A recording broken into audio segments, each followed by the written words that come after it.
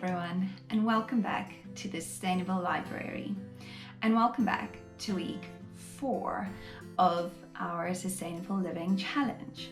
So today we are talking about this wonderful life-giving thing called water.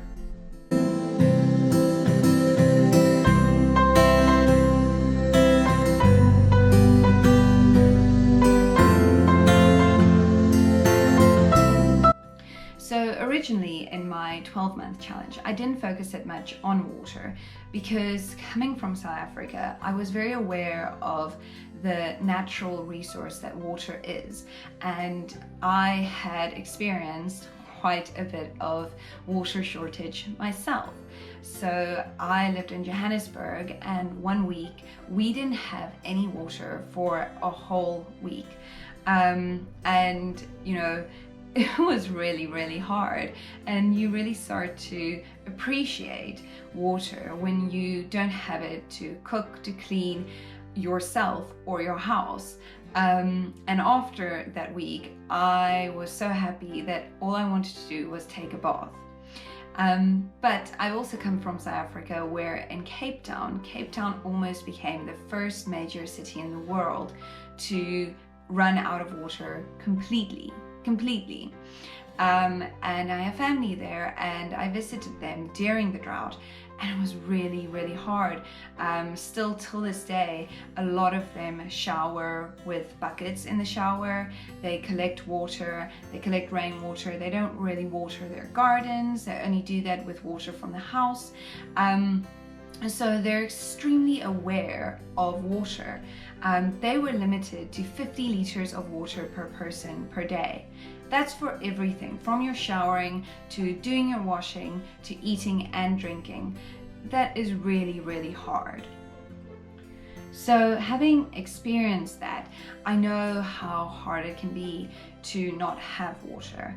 Now living in the UK, the first year we were here, we experienced quite an extreme drought, where all the grass died, and it really didn't look like beautiful green England the way you picture it in your mind.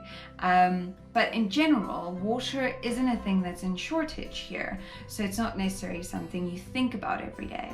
So I think with water, it can be difficult sometimes to think about actually saving it when you have it in abundance.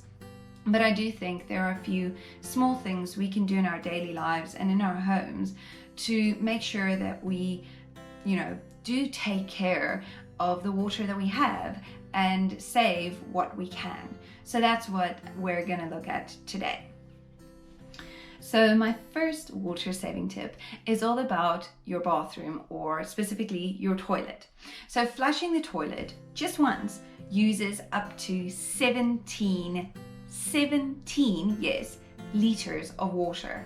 That's a huge amount. Now you think of the 50 liters of water that people in Cape Town were given a day, and think about how many times you actually go to the toilet. So my first tip is to be more conscious about using your flush when you use the toilet. There's a little saying that goes, when it's yellow, let it mellow. When it's brown, flush it down. It's not necessarily something that you think is quite pretty, and it might sound a little bit gross, but there's nothing wrong with leaving the toilet and not flushing it after you've only done a number 1.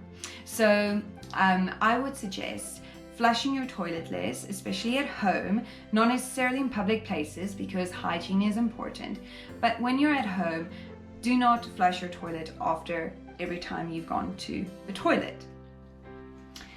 Along with that, then, another way to save water with your toilet is to actually put a brick or something really heavy into your toilet bucket, at the top. So some toilets, you're able to do this. Some of the newer ones, like ours, unfortunately, we can't do it, but we used to do it at our old place. And all you do is you take the top off your toilet and put a brick inside. And you do this because you want to lower the capacity, the amount of water that's going into your toilet bucket. So yes, if you put one in there, then you should save quite a bit of water, and basically the amount of water, that's 17 liters, because basically every time you flush that drains, that will be less.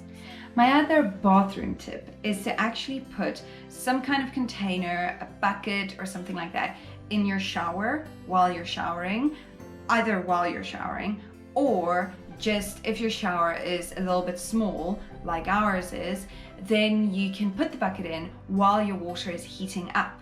So some showers heat up really quickly, but some take quite a while to heat up.